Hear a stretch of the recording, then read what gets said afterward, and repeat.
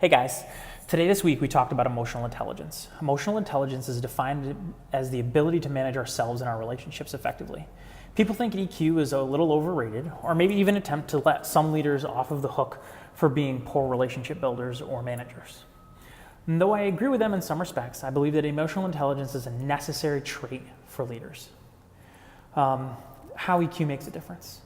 We've been reading the Customer Culture Imperative. In this book, we've learned about gaining insights from customers. This action is specifically labeled gaining customer insight.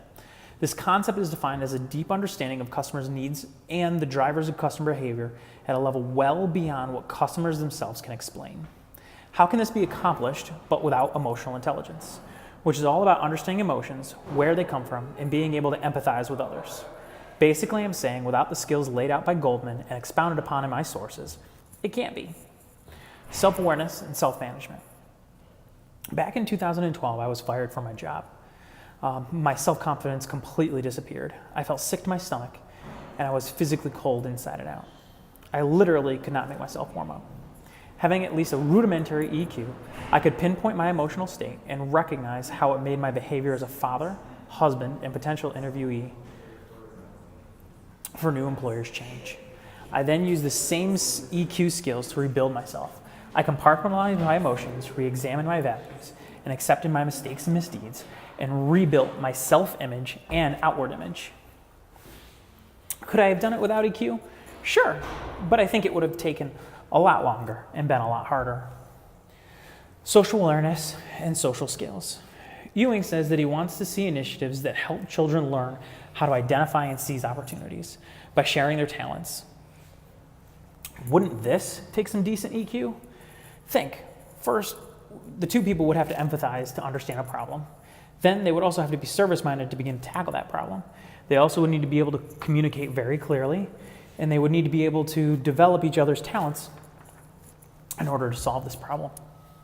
This would require not only self-awareness and self-management, but it would also require social awareness of the other person as well as social skills.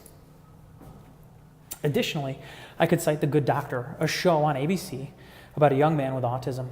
His IQ is astonishing, and he is able to be successful, much like Ewing states. However, it's through others teaching him some basic EQ skills that he becomes more successful with each interaction, not only with patients, but with his coworkers, and he's begun to be taken seriously as a unique and capable surgeon and leader in a hospital setting. Next, you'll see some video clips, and I will explain how these relate to emotional intelligence. It's a sweater.